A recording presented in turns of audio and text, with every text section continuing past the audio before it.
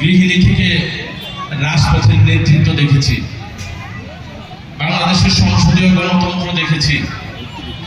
তিনি আমাদের মধ্য দিয়ে আপনারা আমাদের নেত্রীর সুস্বাস্থ্য এবং দীর্ঘায়ুর জন্য আপনারা মিলাদ মাহফিলের আয়োজন করেছেন। আজকে আমাদের ধামরাই পৌরসভার অনেক সাংবাদিক আমাকে প্রশ্ন করেছে যে আজকে ধামরাইয়ের পৌরসভা এবং উপজেলার প্রায় ৭,০০০ মানুষ, ৭,০০০ পরিবার আজকে নফল বনরোজা রেখেছেন। আমার সাথে যারা শীর্ষ আলেম আছেন, বিভিন্ন পর্যায়ের নেতৃবৃন্দ আছেন, সবাই আজকে নফল রোজা রেখেছেন।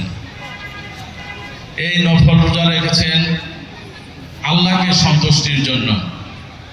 আমরা সেই আল্লাহকে সন্তুষ্টি করেই আমাদের প্রিয় নবী হযরত মুহাম্মদ সাল্লাল্লাহু আলাইহি সাল্লামের যে সুন্নাত, সেটাকে আমরা ধারণ করে আল্লাহকে রাজি খুশি করে আমাদের নেত্রীর জন্য, রোগ মুক্তির জন্য, সুস্বাস্থ্যের জন্য, দীর্ঘায়ুর জন্য আজকের এই আমাদের নফল রোজা।